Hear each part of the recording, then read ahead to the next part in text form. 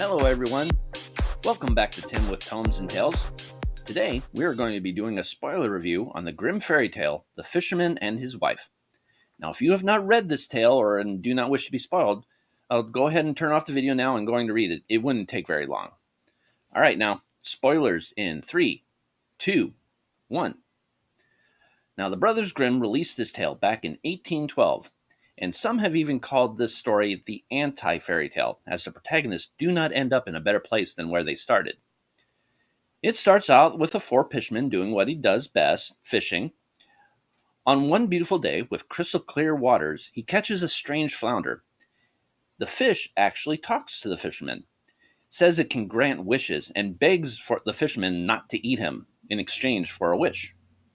Now, in an act of kindness, the fisherman lets him go. But however, when the fisherman tells his wife what had happened, she tells him that he should have asked the flounder for a nicer house, as the two of them currently live in a pigsty. Now the fisherman returns to the spot where he caught the magic fish, makes up a rhyme, and summons the flounder.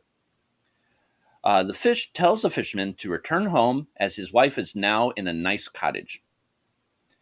The fisherman and his wife are happy for a time, but soon the wife believes that they should have asked for a large stone castle instead. Reluctantly, the fisherman agrees and goes back to the flounder's spot. The seas start becoming more and more rough every time the fisherman returns, and when he finds the flounder to make his wish. Now, the fisherman in his heart believes that they are asking for too much, but he doesn't want to disappoint his wife either. So he continues to ask the fish for more and more. His wife becomes king, then emperor, then pope. At last, she demands the power of God himself. Now, in a raging storm, the fisherman relays his wife's wish to the flounder. Now, the magic fish instead tells the fisherman to return home, for she is now living in a pigsty once again. On the surface, we can tell that this tale is about the dangers of greed. The fisherman and his wife were granted a little blessing with the cottage, but that blessing and the subsequent wishes later were never enough for them. When the wife has the gall to ask for the power of God, Magic Flounder takes away all the blessings that had been bestowed on them previously and sends them back to where they were. Now, from the cynical point of view, this story could be viewed as powerful people at the time telling the lower classes to be happy with their lot in life and warning them that the meager blessings that had been bestowed upon them could in fact be taken away at a moment's notice. However, I'm left with more philosophical questions after reading the tale. Are our desires to improve our station in life and comfort level just a manifestation of greed? Is the magic flounder a representation of God or the government, and we are constantly asking those for handouts?